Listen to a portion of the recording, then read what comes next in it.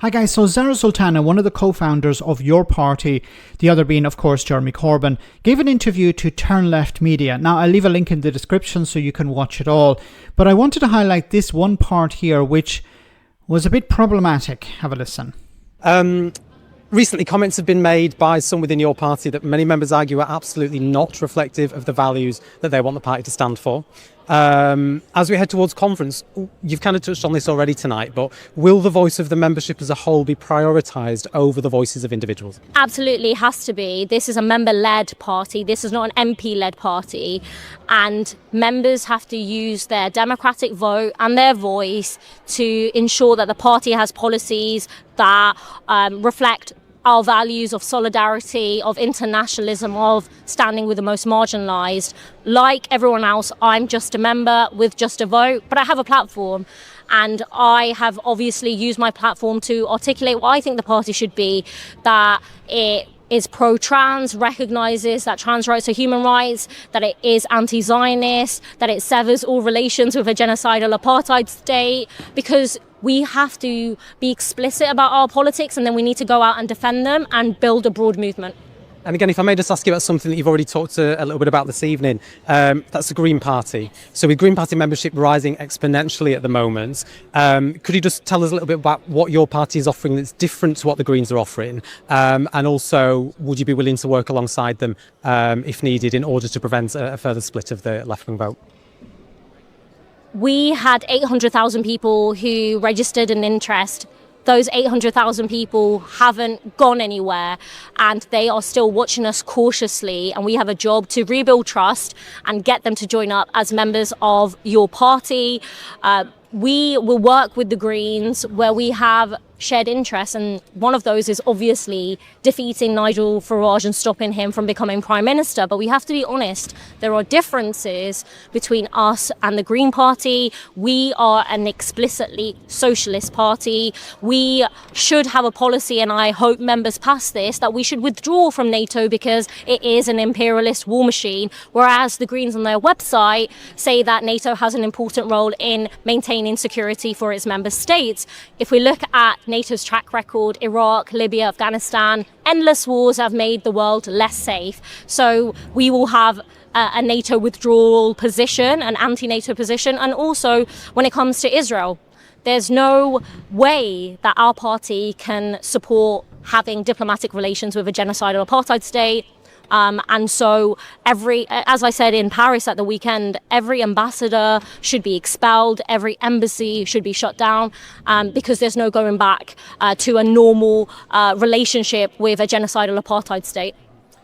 Okay, so there are a few things I need to respond to here. So first of all, when she said about how policies will be decided by the members, this has been the disagreement, it seems, between herself and Jeremy Corbyn. Jeremy Corbyn, as far as I can understand, wants to have a sort of top-down approach. So he wants to have a sort of old Labour-style national executive, which would decide policies, and then members would vote on those policies. A bit like what the current Labour Party is like, but he wants it in a more sort of trade unionist style.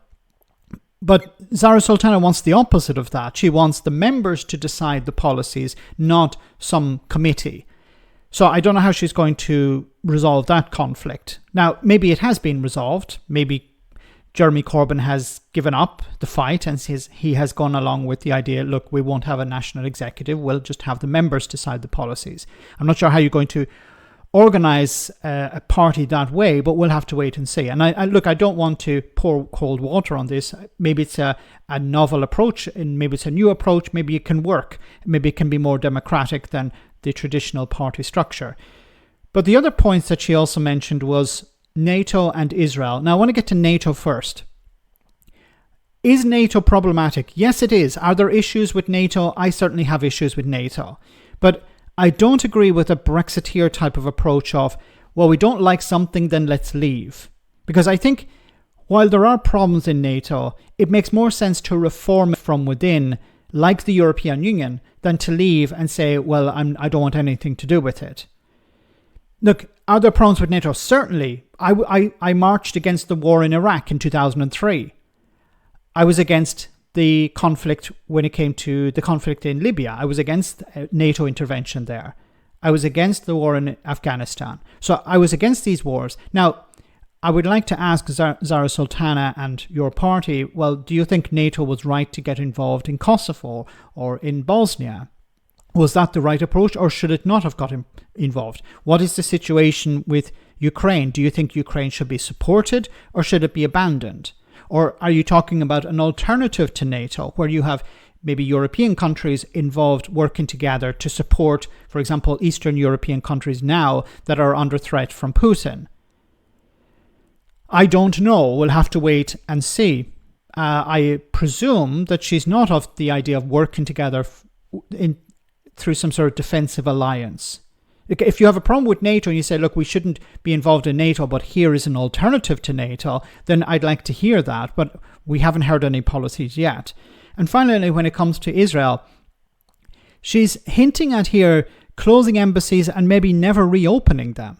Because she said that the ambassador should be booted out. Now, her argument for this is because of the human rights abuses, obviously, that are taking place in Israel. Well, then would she apply this logic also to other countries? Would she support the idea of kicking out the Russian ambassador or the Belarusian ambassador or ambassadors around the world that you don't agree with, that you think are engaging in human rights abuses? Or is it just Israel? Because if it's just Israel, then that's a problem. And would you be open to the idea of having a better relationship with Israel if there is a two-state solution? I don't know if this party supports a two-state solution. You know, a Palestinian state next to an Israeli state and having normal relations with both of them. We don't know yet because the party is still at its very beginning. But these are questions she'd need to answer.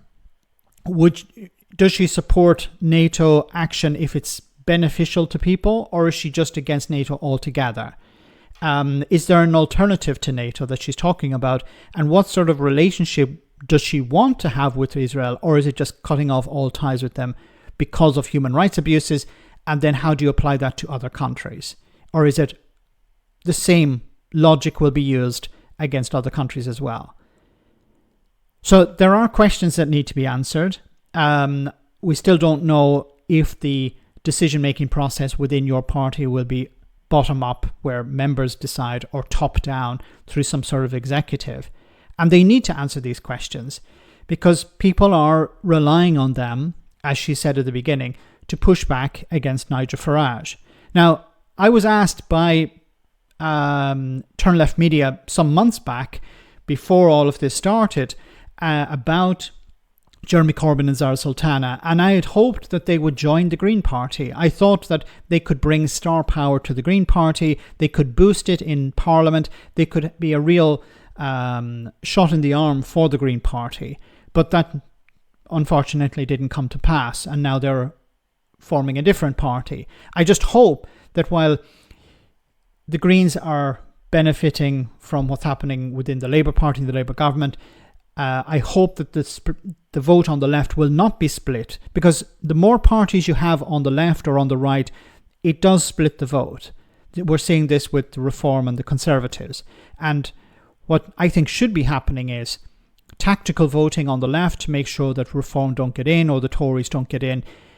But it's going to be difficult if you have people with positions like we support being part of NATO and the other side saying we don't. Let me know in the comment section, guys, what you think, and I'll see you in the next video.